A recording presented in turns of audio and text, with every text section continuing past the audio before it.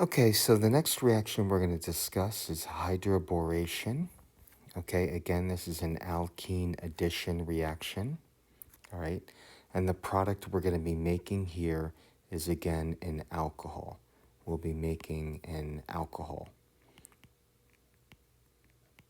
Okay, so if we look at our little cheat sheet, right, with an addition reaction, we're again going to break the pi bond. In this reaction, we're going to be adding an H and an OH. And now we're going to be doing the opposite of Markovnikov, right? We're going to have anti-Markovnikov addition, all right? So we will be adding the OH to the side where there's more H's. And then we have a new term that we're going to be introducing talking about Syn addition.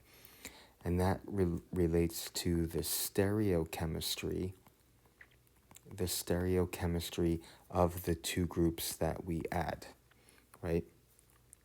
Markovnikov and anti-Markovnikov talks about the regioselectivity, which of the sp2 carbons we add the groups to. Now we're going to be talking about the relationship between the two groups, the stereochemistry. All right. So let's look at our reagents here. Again, this is a two-step process, right? Step one, we're going to be treating the reagent with BH3, and that's really a dot THF. And that dot means that our reagent is coordinated. So if we think about BH3, boron will only form 3 bonds, right, because it's in our third column. It's neutral when it has 3 valence electrons, so that does not have a full octet. THF stands for tetrahydrofuran. It's a 5-membered ring that has an oxygen. And it turns out that the boron will associate with the THF molecule. All right, so that's what that dot means, is they associate with it. All right. And sometimes you'll see this just written instead of boron in THF, which is normally how you buy it. Sometimes people will just write BH3, or you might even see B2H6. But generally you'll see BH3 in THF, or just BH3. And then step 2, we treat that with sodium hydroxide, NaOH, and hydrogen peroxide, H2O2. All right? So in this reaction, what we're going to see is we'll break the pi bond, we'll add the H and the OH, and the OH will go to the side where there's less hydrogens. So in the first example here, those are the 2 sp2 carbons. The one on the right has 1 hydrogen, the one on the left is only attached to alkyl groups. So we're going to be adding the OH to the anti-Markovnikov position, which is on the right, and that's the product we get here. We added OH to the carbon on the right, and then of course the H is added to the carbon on the left. In the bottom example, again, 2 sp2 carbons, right? The bottom carbon has 1 hydrogen, has more than the top, so again, we're going to add the OH to the bottom side, all right? And the bottom side is interesting because we have a ring. We're now forming 2 stereocenters, all right? So when we form 2 stereocenters, we have to show that we have Syn addition. And when I talk about Syn addition, we have Syn addition with the H and the OH, right? So here I've drawn the OH going back. We also add the H back. These are Syn, they're on the same side, which pushes this methyl up, right? This methyl is now pushed up. This product is racemic, right? So you can either draw the OH and the H back, or you can draw the OH and the H coming towards you, right? Which then again would push that methyl back. So you can draw one enantiomer or the other enantiomer, Okay, you can just draw either. So racemic means we have an equal mixture of both enantiomers. All right, so that's the basic reaction. All right, I want to talk about the mechanism on why we have anti-Markovnikov addition and why we have Syn. And it turns out, excuse me, this mechanism is very, very long. So we're really only going to focus on the first step. All right. So what I'm going to try to do is do like a little bit of a 3D drawing here. Here's our alkene. So I'm trying to draw this in 3D. And I'm going to show you the first step. And normally what we're going to see when we have Syn addition is that the H and the OH are going to be added at roughly the same time, right? They're going to be added from the same face of the molecule at the same time.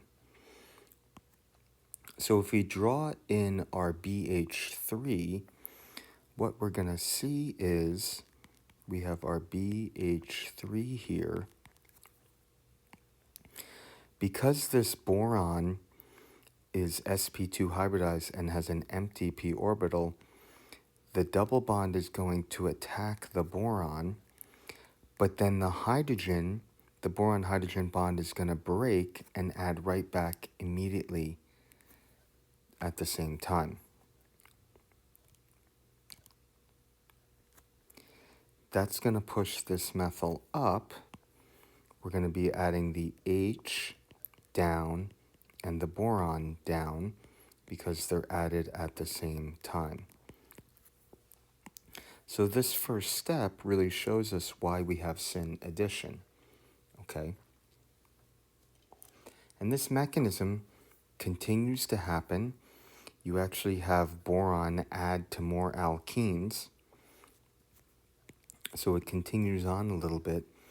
And then we'll, in step 2, when you add the NaOH and the H2O2, what you're going to see is that the OH, right, or the H2O2 is really going to displace the boron in the exact same position, right? So this is going to replace the boron with an OH, and you're still going to have the exact same stereochemistry, which is why in the final product, you're always going to have your Syn addition.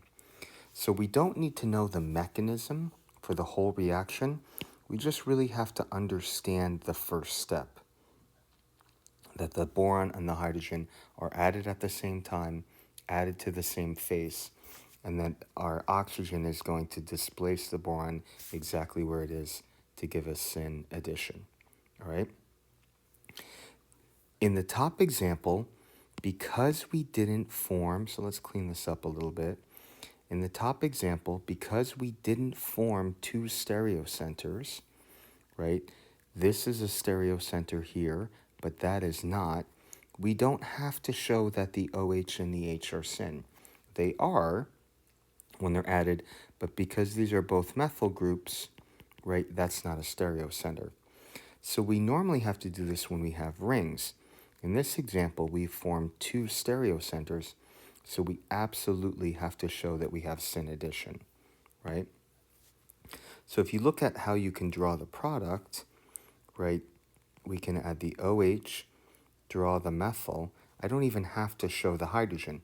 If the methyl is up, we know that this carbon forms 4 bonds, that the H has to be down or back, all right? So it's okay to show the H, but you don't even have to, right? You can just show that the methyl's up, so it's implied that the H is back and that the OH is also back, right? Or you can draw the enantiomers of this. We can show that the methyl is back, the OH is coming towards you, and the H is coming towards you.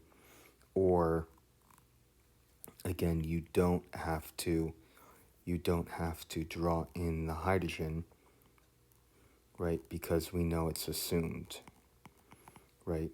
So in these two examples here, I'm not drawing in the H, because if the methyl's up, the H is back. If the methyl's back, the H is up towards you.